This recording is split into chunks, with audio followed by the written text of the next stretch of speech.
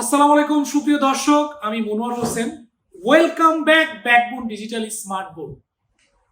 অনেক শিক্ষক দেখলাম যে ফেসবুকে কমেন্টস দিয়েছে, স্ট্যাটাস দিয়েছে যে নতুন যে সিলেবাসটা আছে ধারাবাহিকভাবে চলতেছে, এটাতে স্টুডেন্টরা কি শিখবে বা কি এক্সাম দিবে। কিন্তু আমরা দেখলাম যে নতুন যে কারিকুলাম সরকার তৈরি করেছে, সেখানে এত কিছু জানার আছে বা এত কিছু পড়ার আছে বা এত কিছু শেখার আছে যেটা কল্পনাই করা যায় না।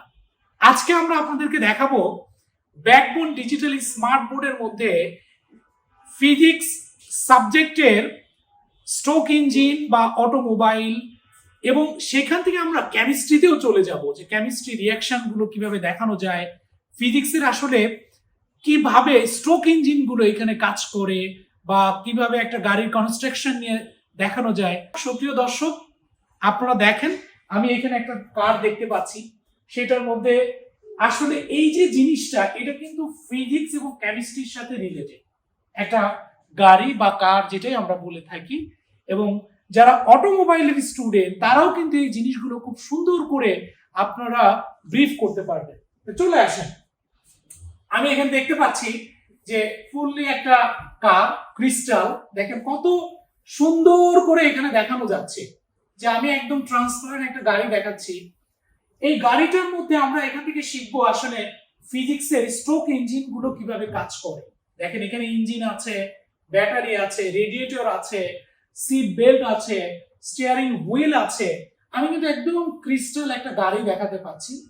তো আমি যদি এখান থেকে চিন্তা করি যে আসলে একটা গাড়ির ইঞ্জিন দেখতে কেমন বা এটা কিভাবে কাজ করে, জাস্ট আমি এর একটা হাইপার লিংকে চাপ দিব, চলে যাবে। সুপ্রিয় দর্শক এবং টিচার্স কমিউনিটি, আপনারা একটু দেখেন যে আমি কিন্তু গাড়ি থেকে চলে আসছি 4 স্ট্রোক ইঞ্জিনে।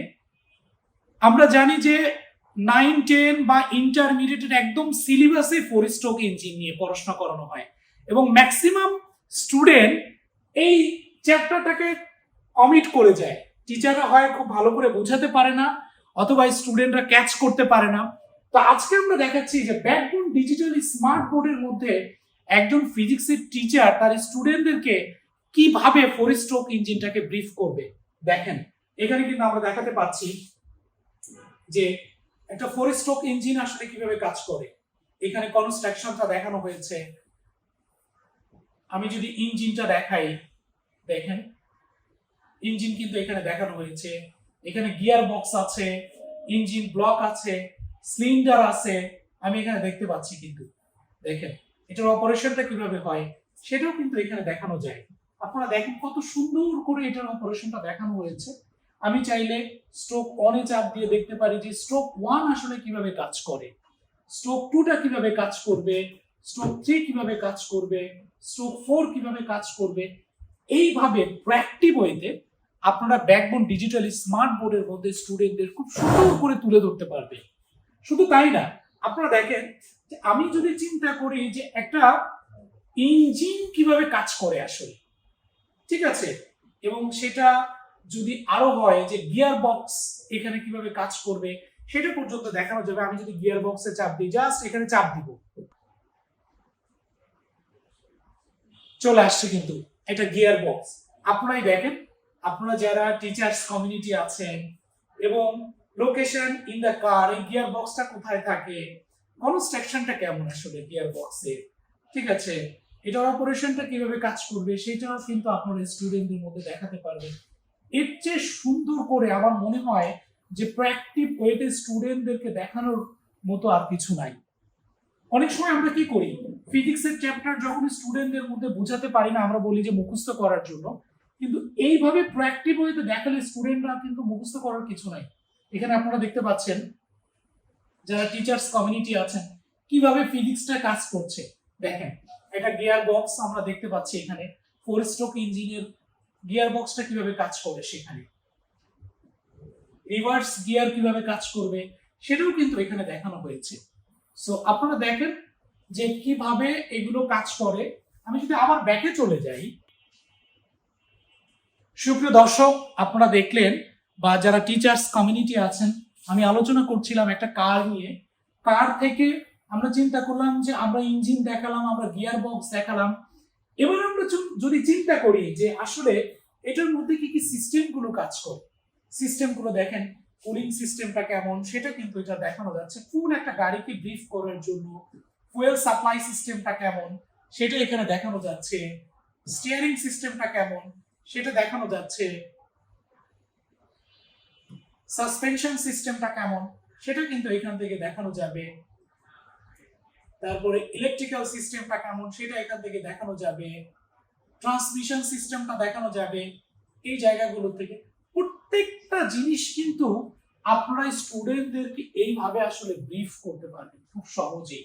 শুধু তাই না, এটার কিন্তু engine, braking system, security system, আমরা বলি যে ব্রেক, সেই ব্রেকিং সিস্টেমটাও কিন্তু স্টুডেন্টদের মধ্যে আপনারা খুব সুন্দর করে একদম প্রোঅ্যাক্টিভ ওয়েতে ব্রিফ করতে পারবেন। এবার যদি আমি একটু দেখি যে ইন্টেরিয়র যে কনস্ট্রাকশনটা আছে সেটা কেমন। পুরো একটা গাড়ি আমরা দেখতে পাচ্ছি যে একটা গাড়ি হচ্ছে দেখতে এরকম। এটার মধ্যে এবার যদি আমরা চলে যাই যে এইটা ইন্টেরিয়র পার্টটাতে আমি আবার চলে গেলাম।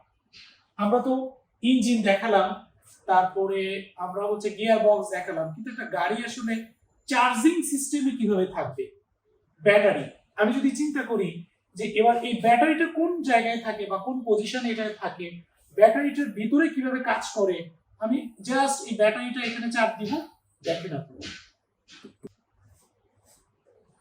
সুপ্রিয় টিচার্স কমিউনিটি, আপনারা দেখেন এখানে আমরা কিন্তু দেখলাম গাড়ির থেকে চলে আসছে ব্যাটারি। আমি কিন্তু বলেছিলাম যে ফিজিক্স এবং কেমিস্ট্রির যে টপিকস গুলো বা চ্যাপ্টার গুলোকে কিভাবে আপনারা ব্রিফ করবেন একটা ডিজিটালি স্মার্ট বোর্ডের মধ্যে এবং প্রোঅ্যাক্টিভ 3D সিমুলেশন কন্টেন্ট দিয়ে, সেটা কিন্তু ব্যাকবোন আপনাদের জন্য নিয়ে আসছে।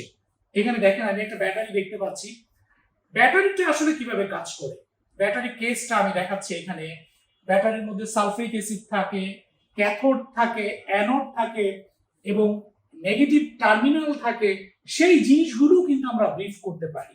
ঠিক আছে, আমি যদি দেখাই যে একটা ব্যাটারি আসলে কিভাবে কাজ করে, এখানে দেখেন যে একটা ব্যাটারির মধ্যে আমরা জানি যে অ্যানোড থাকবে এবং ক্যাথোডের থাকবে, সেখানে ডিসচার্জ হচ্ছে সালফিক অ্যাসিড থেকে আমার ক্যাথোডের দিকে কিভাবে চলে যাচ্ছে। আমি যদি চার্জিং সিস্টেমটা দেখি যে আসলে একটা ব্যাটারি কিভাবে চার্জ হয়, দেখেন মোটর থেকে কি হচ্ছে, এবার ক্যাথোড গুলো ইলেকট্রনের মাধ্যমে আমার অ্যানোডে চলে যাচ্ছে একটা জেনারেটরের মাধ্যমে। এবার যদি আমি অ্যানোডটাকে ব্রিফ করতে যাই, সেখানে অ্যানোডটাও কিন্তু ব্রিফ করা হয়েছে আমার lead plus sulphur die oxide এবং লেড সালফেট, যে ইলেকট্রন গুলো কিন্তু ভেঙে যাচ্ছে, ক্যাথোড গুলো কিভাবে কাজ করবে সেটা কিন্তু এখানে দেখানো হয়েছে খুব সুন্দর করে, একদম ইলেকট্রন বিন্যাস অনুসারে কিন্তু দেখানো হয়েছে আপনাদেরকে।